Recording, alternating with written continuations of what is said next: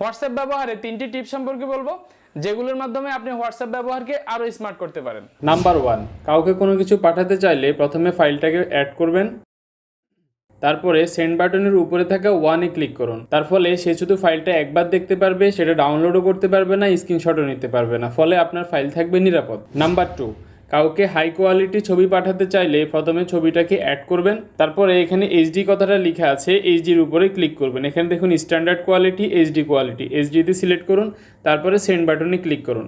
এখন ছবিটা HD quality আকারে সেন্ড হয়েছে, এই যে পাশে এইচডি লেখা আছে।